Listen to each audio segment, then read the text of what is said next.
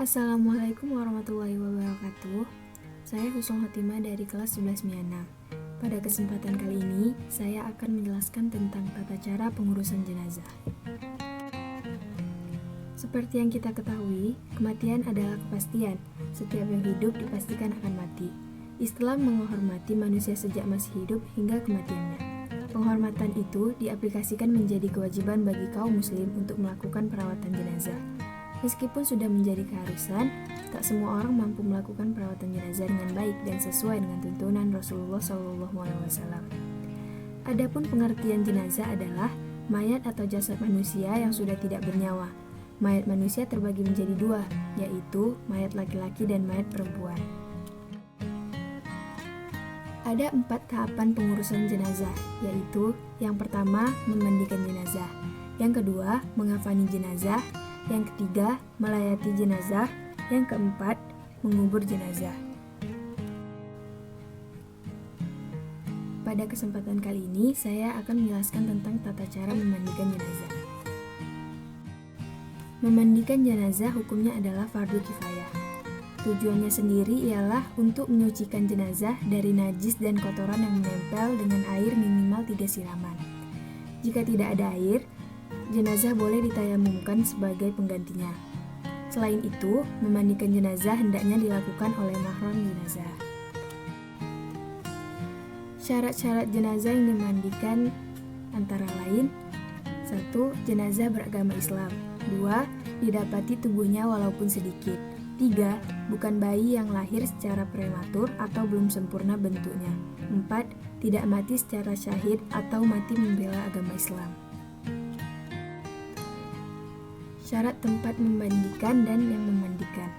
Syarat yang memandikan yaitu: yang pertama Islam, kedua berakal, ketiga amanah, keempat alim, dan yang kelima merahasiakan.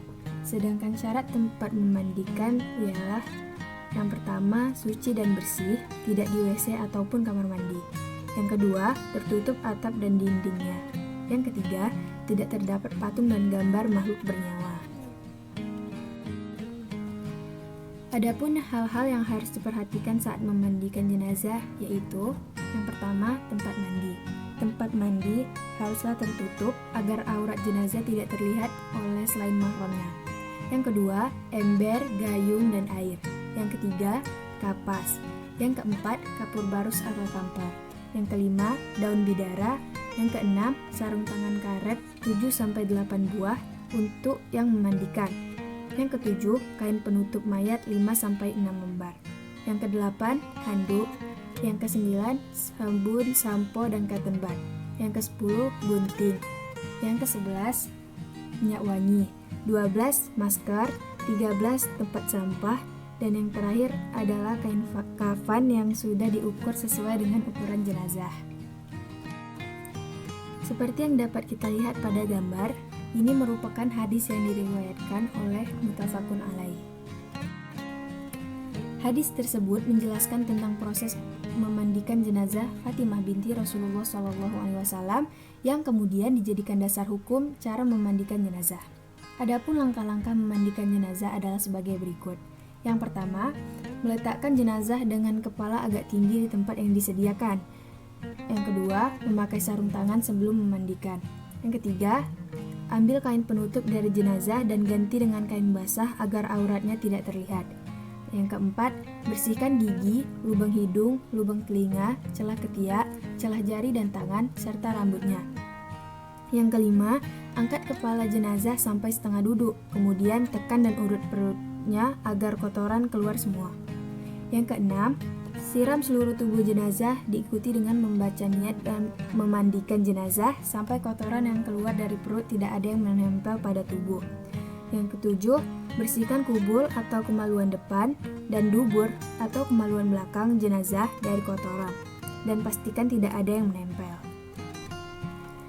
8. Siram atau basuh jenazah, mulai dari anggota tubuh bagian kepala hingga ujung kaki sebelah kanan, kemudian balik ke bagian kiri. Siram lagi dengan air bersih dari kepala hingga ujung kaki. 9. Basuh jenazah dengan menuangkan air bersih ke tubuh jenazah. Bagian tubuh juga digosok perlahan dan lembut dengan menggunakan handuk yang halus. 10. Disunahkan menyiram dengan air wewangian seperti kapur barus. 11. Jenazah diwudukan seperti orang yang berwudu sebelum sholat. Di sini tidak perlu memasukkan air ke dalam hidung dan mulut jenazah, tetapi cukup membasahi jari yang dibungkus dengan kain dan kemudian bersihkan bibir jenazah dengan menggosok gigi dan kedua lubang hidung jenazah hingga bersih. 12. Mengilah jenggot dan mencuci rambut jenazah memakai air daun bidara atau sampo jika tidak ada daun bidara. 13. Basuh sekujur tubuh jenazah. 14. Keringkan tubuh jenazah dengan menggunakan handuk kering. Itu saja yang dapat saya sampaikan tentang tata cara memandikan jenazah. Terlebih dan terkurang mohon maaf. Sekian dan terima kasih. Wassalamualaikum warahmatullahi wabarakatuh.